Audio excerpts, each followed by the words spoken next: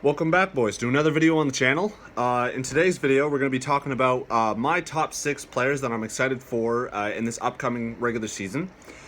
So, basically, I have a list of 6 players. I was originally going to do 5, but I just had to add the last one in. I'm excited for a lot more than just these 6 players, but I didn't want to put like 10, 15 just because it was going to be a long video. So, with these top 6, there is three forwards, 2 defensemen, and the goalie. Like I said, there's a lot more, but I just added my collection to this. So the top one is on the Chicago Blackhawks, Dylan Strome. The reason I'm excited for him is because whenever he was on Arizona, he wasn't doing that good, and then they traded him to Chicago, and he just made a bounce back of a season. At the end of the season, in 78 games, he had 20 goals, 37 assists for 57 points. Now, that is very good because before he wasn't doing very good in Arizona, so it was just a good bounce back season for him. Next season, if he plays alongside Kane or maybe even on that first line, who knows, he could definitely make that 57 points into 65, 70, which would be really good for his career and just good for his morale in general. So that's why I'm excited, because it could help the young NHL player make a difference for himself and make a lot more people want him in future considerations, or just keep an eye on him during games because they know what talent he has. Next on the list, you might say a little bit of bias just because of me being a Leafs fan, but I'm excited for Tyson Barrie because last season in Colorado, in 78 games played, he had 14 goals, 45 assists for 59 points. Now, that is very good because that was a career high for him. But now being on the Leafs, and if he plays either on the top pair with Riley or on the second pair with Muzzin or whoever, that 59 points could go up to just like Strome, 65, 70. And if Riley gets 70 as well, that would be very good for both defensemen, but especially Barrie, because that would make his career high go even better. And even though he might not be on the Leafs the season after, it would make him have a massive payday. Even if he only gets like 60 points, it would still be a massive payday if he can improve just a little bit from what he did the season past. Now, another person I'm really excited for, like a lot of you most likely, is Elias Pettersson. So last season in 71 games, he had 66 points, so 28 goals, 38 assists.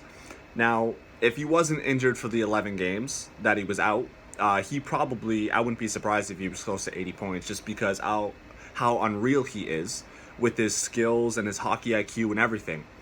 So with this upcoming season, if he can stay healthy for the 82 games, don't be surprised if he gets, 35 goals, 80 points.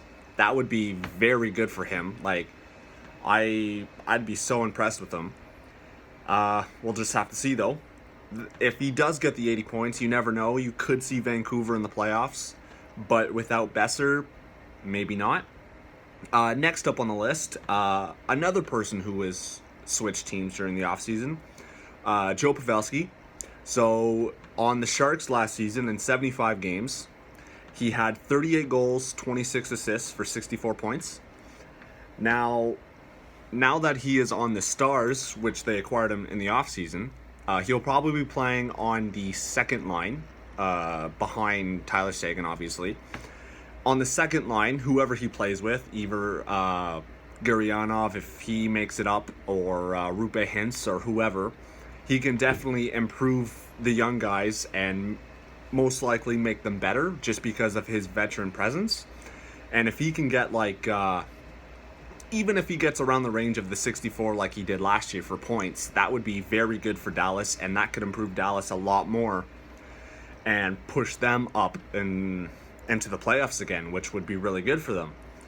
But even the 60-point range would be good. 70, 80 would be amazing, just because it could help out Seguin and Ben and Radulov. So yeah. Next, we have PK Subban, who also switched teams during the offseason.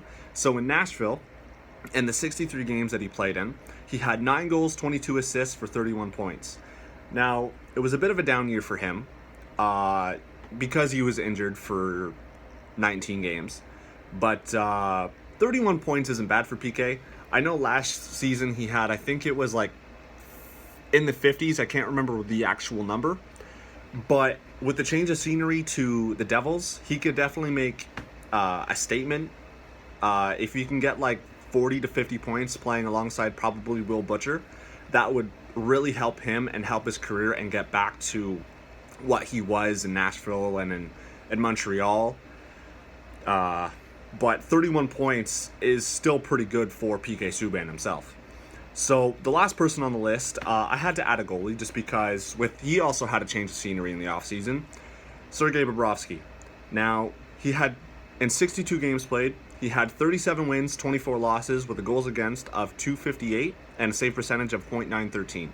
Now, those are good numbers, but with him moving to Florida, I definitely think the goals against is going to go down and the save percentage is going to go up, and his record's going to be better. Just because the Panthers have a pretty good defensive core, and Bobrovsky himself is a really good goalie, in my opinion. Now, with Florida's forward core, defensive core, and now Bobrovsky in net, I definitely think they're going to make the playoffs, and Bobrovsky's going to help them. Now, I don't think they're going to do very good in the playoffs. Like, if they make it to the second round at best, that would be very good for them, but I don't see them passing the second round just because I don't think they have that good of a chemistry yet. If they make 1 or 2 moves, they'd have to be like blockbuster moves, but I think they could be there if they did that. But at the moment, I say second round would be best for them.